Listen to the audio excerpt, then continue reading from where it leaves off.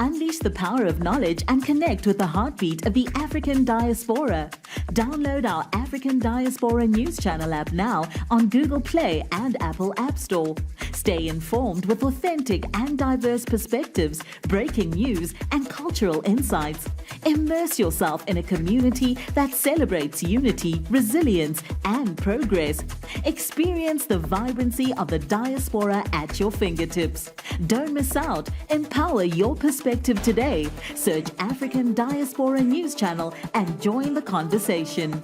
The Democratic Republic of Congo has said enough is enough. People are stealing their gold, people are stealing the diamond, people are stealing their minerals, and they're smuggling these minerals into the global ecosystem, and big companies like Apple are benefiting from blood minerals. And so the Democratic Republic of Congo has taken Apple to court. They've filed a formal complaint and said, you are buying and using blood minerals that come at the cost of our people, and we need you to stop. On top of that, we need you to pay. We never thought we'll see this day, but here it is. African countries are just beginning to rise up, and they're beginning to say enough is enough, not only to the West, but also to this global conglomerate. Today, I want us to talk about the tiff between Apple and the Democratic Republic of Congo. The Democratic Republic of Congo has filed a formal complaint against Apple, complaining that this big company is using blood minerals that have been stolen from DRC, laundered into the global ecosystem, and ends up in the Apple ecosystem. I want to give you a little bit of background to where DRC is, why it finds itself here, and why this formal complaint is so important.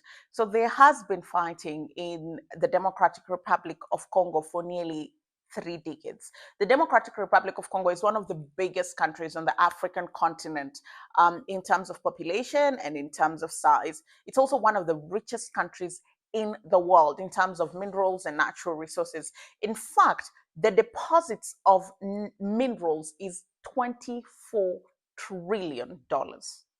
$24 trillion. They have rivers, they have forests, they have fertile land, they have gold, they have diamonds, they have copper, they have all the minerals that are used in making EV batteries for electric cars. And this is a country that could drive global economies because they hold it at the palm of their fingertips. They are the owners of these resources, and not just small percentages. If we talk about deposits, you'll find like almost half of global deposits are there, half of what the world needs. Let's say the biggest say gold mines and diamond mines, you'll find them in countries like the Democratic Republic of Congo. But then this is a country that has also had its fair share of challenges. Because I know you're wondering and asking, maybe you've never even heard of the DRC if you're not from Africa, or you've just heard about it from the context of war. The other side of this country is it's a very wealthy country just in terms of its resources. It's a beautiful country. It's a country that has depth in culture and history. Now, I know you're wondering why you've never heard of the DRC, particularly on the global stage in terms of just the economic prowess and the muscle that they could flex. And this is because this is a troubled country. They've had their own fair share of challenges. This is a country that has been at war for very many years. And this war just continues to escalate. Hundreds of thousands have lost their lives. Millions have been displaced. We're talking nearly 10 million people have been displaced. Many thousands, tens of thousands have become refugees in countries outside the Democratic Republic of Congo. And in 2021, fighting escalated because the rebels began escalating their aggression, and they're taking over villages and towns in the eastern part of DRC. Now, the eastern part of DRC is the important part because that is where a bulk of those minerals are, and the battle is to control those minerals. Now, one way or the other, despite the fact that there's fighting, somehow their minerals are leaving the country, and they're ending up in the global supply chain and into the ecosystem of big companies like Apple, allegedly, according to that formal complaint.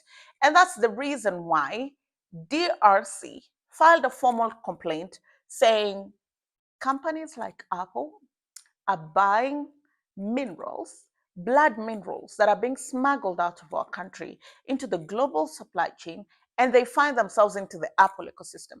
Now, Apple gets to continue building their brand, making profit, becoming bigger and better at the cost of the innocent lives in the Democratic Republic of Congo. And then, in response to this formal complaint that the Democratic Republic of Congo filed, you have Apple responding and saying they asked their suppliers to stop sourcing minerals from that area. They're not denying, neither are they accepting the blame that is laid onto them. And so it's just a matter of waiting to see who is going to flinch first, because the DRC looks like they're hell-bent on moving forward with this. Their minister has spoken about it. There's a lot of engagement about it. And this is some of the views that are coming out.